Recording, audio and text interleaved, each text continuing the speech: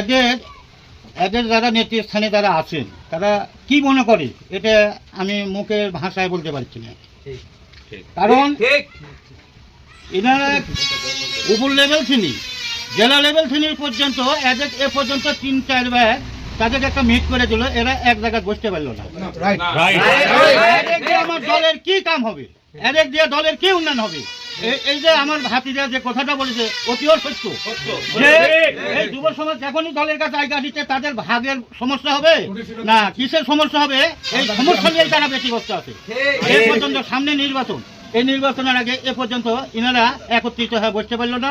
এবং তাদের যে ভাষা, তাদের যে ভাব, আমরা দল কিভাবে আগাবো, কিভাবে কি করব, এটা নিয়ে কোনো আলোচনা নেই। তাদের দল খালি যখন নাটোরে একটা জনসভা, রাজশাহী জনসভা, বিভিন্ন জায়গায় জনসভা, তখন কয়ে হয় তুমি ইয়ে করো, তুমি লোকজন নিয়ে আসো, এই তুমি লোকজন নিয়ে আসো, লোকজন নিয়ে গেলাম, তার জনসভা হয়ে গেল, আর কোনো কথা নাই। মাত্রা কাটলিয়ে সচিব সাহেব একটা বিক্রয় করেছে, আমাদের ডাইকে নিয়ে গেল বুলবুল ভাইয়ের কাছে, নিয়ে যাওয়ার পরে ওখানে যে নোটিশ ছেড়ে দেওয়া হলো, পরে এসে কার্ড হয়ে গেল, এ পর্যন্ত আমাদের আর কোনো দরকার নেই। হ্যাঁ, আমরা এই দলের মনে করো প্রথম অবস্থা ছিনি, আমি এই রাজনীতির সাথে জড়িত আছি। আমি কোনো দলের কোনো সদস্যও নাই, আমি কোনো ওয়ার্ডেরও সদস্য নাই, কিচ্ছুই নাই। এক মাজু ভাইয়ের আমলে আমাকে হলো ওই ইউনিয়ন সাংগঠনিকের সহ সাংগঠনিক হিসেবে একটা নাম বলে রাখিছিল, আমার এটা জানা। তারপরে থেকে আমার আর কোনো এই দলের কোনো ছায়া নেই। তবে আমি দলে ভালোবাসি, আমার পরিবার নিয়ে আমরা দলে ভালোবাসি। এবং আমার ৩ নম্বর ওয়ার্ড এই হিন্দু আন্দোলনের মধ্যে আমরা বিএনপিকে আমরা ফাঁস করে দিচ্ছি, কিন্তু আমাদের কোনো মূল্যায়ন নাই, আমাদের চিনেই না, এই নেতারা আমাদের চিনেই না।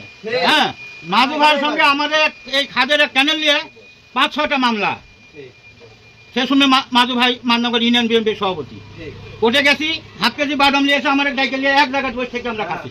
তাছাড়া আমি মামলা করছি আমার কাগজ নিয়ে, আমরা মামলার আসামি হয়, তোমরা জবাব দিবে কাগজপাতি নিয়ে, ওটি যা রায় হবে তাই হবে। আমরা তো এক দলের লোক, আমরা এক জায়গায় বসে খাচ্ছি, এরকম তার আচরণ ছিল।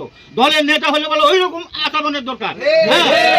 দলের ব্যাপারে এক ঐক্যবদ্ধ হতে হবে। আমি সবার কাছে অনুরোধ করবো, একটু রিকোয়েস্ট করবো, নেতারা মাননগর ইউনিয়নের নেতারা যেভাবে চলুক, ওইদিকে না তাকায় এই সামনে যে নির্বাচন আসছে, দুলু ভাইয়ের হাতকে শক্তিশালী করতে, তারেক রহমানের হাত শক্তিশালী করার জন্য আমরা ওগুলার কিছু মনের মধ্যে না রেখে নিঃস্বার্থ ভাবে আমরা দলের জন্য কাজ করে যাবো।